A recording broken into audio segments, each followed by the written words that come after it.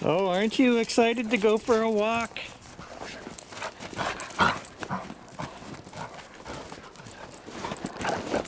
Are you guys that excited to go for a walk? You better be. We're gonna brighten up your day. It is a beautiful, I was gonna say wintry, but it doesn't feel like winter. Spring? Eh? The clocks roll back this weekend, so I guess it's a beautiful spring day in Northern Ontario. -2 degrees Celsius. Let's go for a walk and talk about it.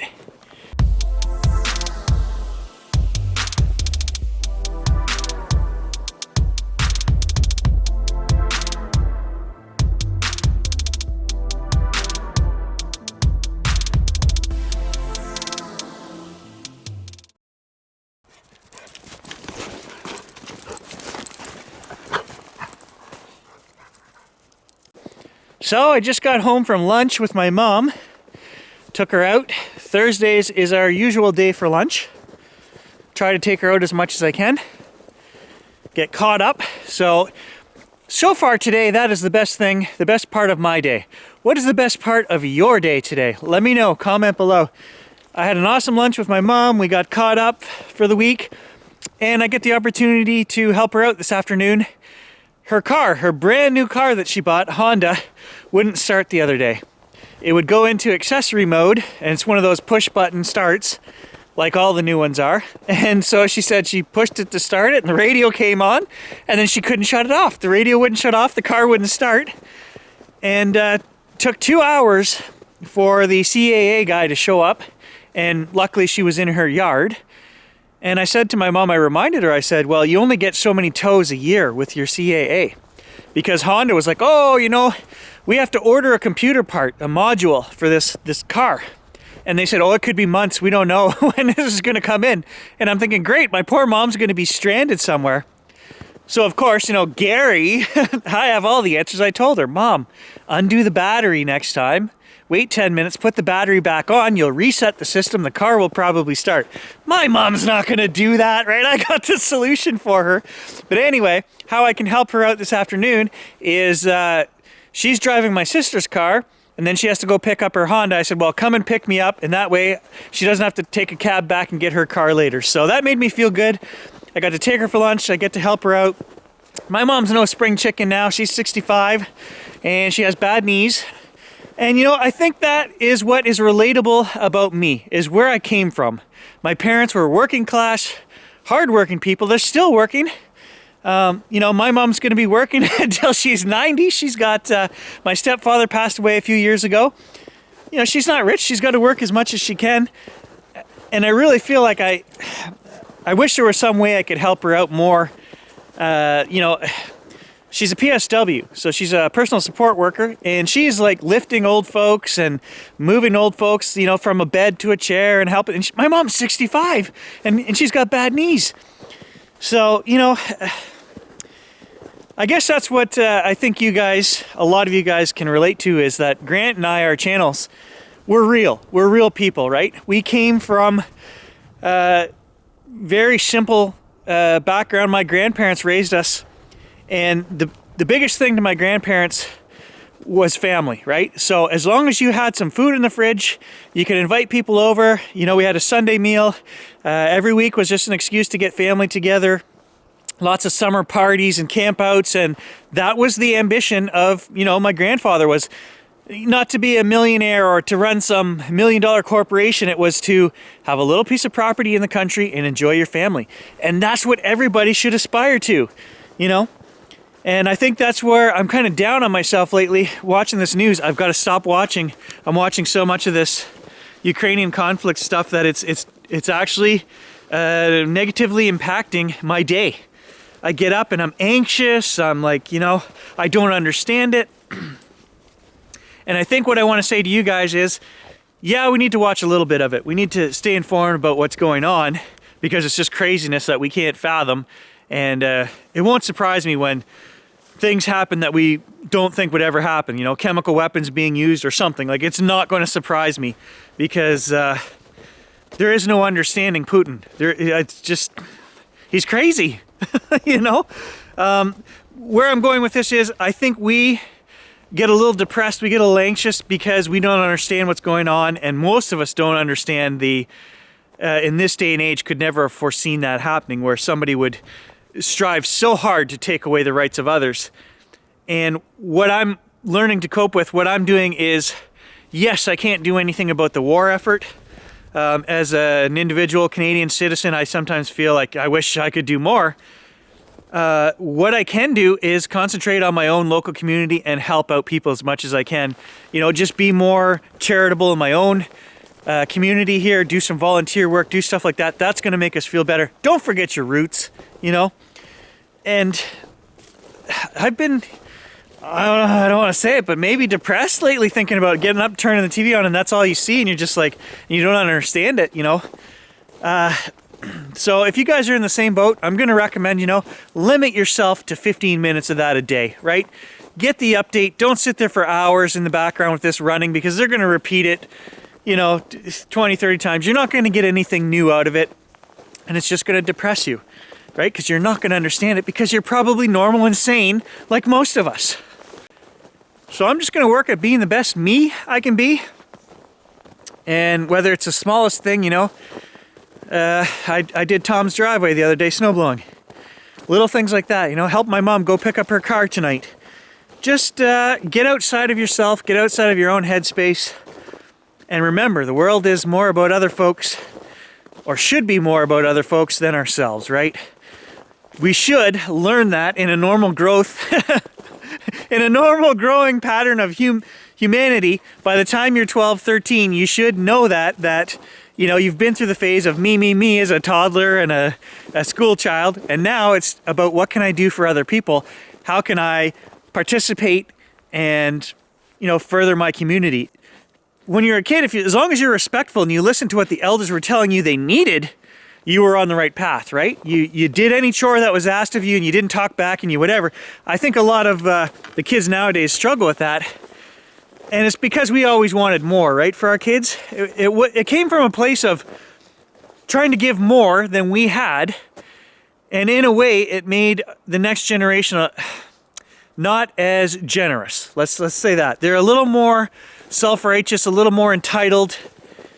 And situations like this, I think, especially overseas, those folks got to work together, and it's got to go back to that old school mentality of give as much of yourself as you can for other folks. But we can do that here as well, right? That's where I'm going with that. I'm kind of rambling. I hope you guys are following along what I'm saying. And it stems from a place of Gary feeling kind of inadequate lately, you know, watching the news and all that. So I'm just going to try to limit my intake on things that I can't do anything about. And I'm going to try to work harder on helping out and doing things that I can. So 2 miles down the road from here, the new casino opened up. It's been in the works here since the start of COVID, so it kind of got sidetracked and delayed a few times. I'm not a fan of this stuff. I think it's bad for the community, really. There are a lot of people who are going to suffer from that. And I mean, I'm not against going to a casino once a year, watching a show, or, you know, dropping $50 or $100, but no more than that. Last night, Tom and I decided to go down and check out the casino with this thought in mind. Casinos are reported to pay out a little more when they first open because they want to get everybody hooked and it's a good time, everybody's winning, right? Well, that was definitely the case last night. Tom and I went down, we each had $20 in our pocket, big spenders, right? We wanted to check out the restaurant because there's a steakhouse, and literally it's a mile from our houses. And we thought, well, we can take the wives down here for dinner once in a while. And we're not big gamblers, but you know what? Hey, I might drop $20 in a machine here or there, and that'll be the extent of it for this guy. Like, I'm not a gambler. Last time I went to bingo was 15 years ago. I took my mom for her birthday. I won $1,000. I never went back. Anyway, back to last night. Tom and I go, we sign up. If you get a card and you give them your email, you get... I got $5 because I was already... I went to a Jeff Foxworthy show last year. I think we talked about it on the channel. And that was at Casino Rama down south. So I was already a casino member. And Tom was new, so he got $10 free last night. I got $5. So we went and we sat down on our first machines, and basically that $15 was gone in about 3 minutes. And we said, okay, let's walk around, see if there's anybody we know. We checked out the restaurant. We walked to the back corner, And we still had our 20 bucks that we each went in with. He said, okay, let's try. Tom, you pick the next machines and we'll try here in the back corner. So Tom picks the machines, we sit down. I watched him, he spins the machine twice, and this little side game comes up. He ends up cha-ting, cha-ting, winning 154 bucks. He looks at me, says, you go. So I did the same thing. I'm playing the same machine beside him. I spin a couple times. All of a sudden, the little side game comes up. Cha-ching, cha-ching, Gary wins 112 bucks. So we looked at each other and said, cash out? Yep. And that's exactly what we did. We literally spent 7 minutes gambling at the casino and walked out 260 bucks richer. And we said, well, we won't be back for a while. As soon as this guy doubles his money, if I go in with 20 and I hit 40, I'm out of there. And you won't see me for another year. I know the value of $1, and I always just think, you know, as you're putting that $20 bill or $50 bill into the machine, what else could I be doing with that money? You know, whether it's something I need or even if it's just something for fun or entertainment. To me, there's always something more entertaining than sitting in front of a beeping machine and, you know, watching the numbers spin by. I don't even know what I'm playing half the time when I'm there. I don't get it.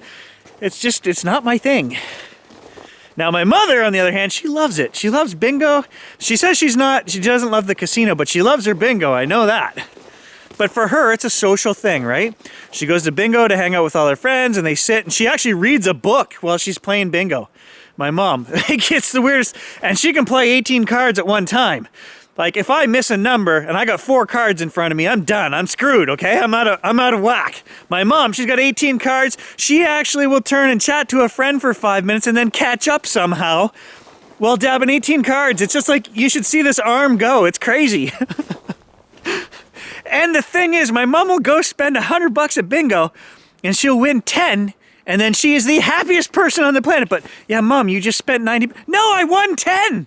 Doesn't matter how much I spent, right? So, whatever. As long as you're having fun and as long as you're doing it responsibly, who am I to say anything, right? So I broke the winch cable on the four-wheeler the other day, and I kind of tested the local dealer. I'm going to throw it up here because I'm honest, and this is the way it went down. I went to see them and I said, I have another cable for the four-wheeler, which I bought for my other bike. It was a rope. So you can get, instead of the hard metal cable, you can buy ropes. And people online were saying the rope is actually better if you're plowing and you're just moving the winch in and out 2 feet over and over and over. The cable will get worn down and eventually they'll snap, where the ropes don't. So I wanted to switch to the rope because it was completely my fault. I broke the cable the other day plowing. So I went to them, they said, oh yeah, it's a half an hour for us to pull that old cable off there. We'll put your new rope on it, but you need to buy a new housing for it. It's $50. And all that housing is a blank space instead of rollers. If you use the cable, there's rollers that go. Okay, fine, whatever, put the $50 part in. Well, they had my machine for 3 days. He told me it was going to be a half-hour job. They had my machine for 3 days. They never called me back when it was ready. I had to call them today. Then when I went in to get it, $218 is what it cost me for them to change the cable winch into a rope. And then they did the ECU unit flashing, so now I don't have that engine light on anymore. But I was testing them as well. I don't like any of these companies that are not honest, and they failed the test, guys. So here's the thing, right? They took the part off the front of my bike, which had the 2 rollers on it. The replacement part is just it's called a fairing. It's a housing, which allows the rope to go through. It was $50 to put on. Great. I pick up the bike. Well, where's the part you took off my bike? I had to ask them to go back and get it. Oh, we forgot. It's in the shop. No, they didn't forget. There's no way. They were just going to put that on somebody else's bike and sell it to them for $50 because that's what it costs for these pieces to go on for the front of the winch. So I bought a new one from you. Where's the old one? I had to ask them to get it back. I was not happy. Just a little test, and I always test any dealer I go through. And I'll tell you, I've only ever had a couple of them pass my little testing, right? I want to know who I'm dealing with. And if I'm running a business, guys, and I quote you a price or amount of time that's going to take me to do something, guess what? If it's going to be double or triple the time or cost, I'm going to call you first and just let you know, or say, this is the best we can do, sorry, but this is the way it is. At least let the person know.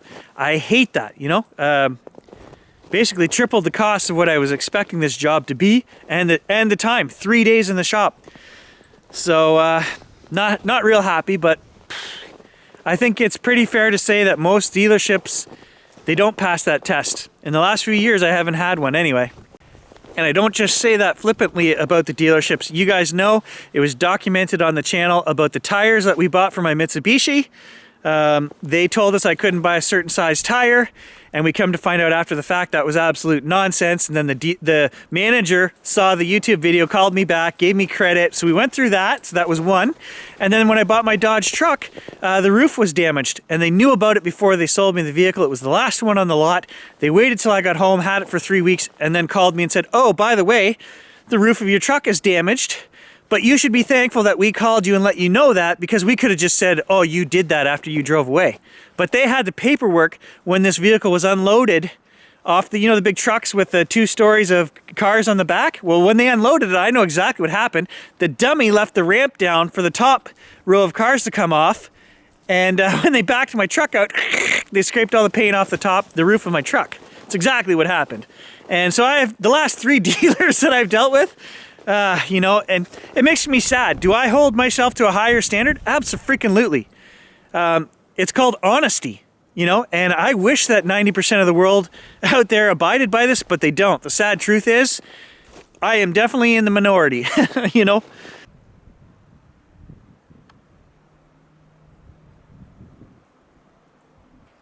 Be like Gage, folks. Just be happy when you got that next stick. That's all you should worry about. So my message to you guys today is a simple one, right? Find the best part of each and every day. Enjoy it, be thankful for it. Do a little more for your community, your friends, your family, whatever it is that you can contribute it, right? Make somebody else's day a little bit better. Don't get too focused on the negativity of what's going on right now in the world. Too much of that stuff will just drag you down, and we can only do what we can do, right? Our own small part. I think that's the problem right there, is our expectations are this high, and we aren't thankful enough for the small things. So, I'm trying to, I'm not just trying to uplift you guys. I'm uplifting myself. I'm reminding myself about this when I go for walks. So, thanks for listening to me ramble, guys. Gage and I are going to play in the snow for a little bit more. Enjoy your day. Get out and enjoy nature. Oh, but don't take a pine needle in the eye. Seriously, get out and go for a walk, guys. It will clear your head. The fresh air will just make you feel so good. The exercise will make you feel good. Stay tuned, have fun, listen to Gary's advice, and I'll catch you guys in the next adventure.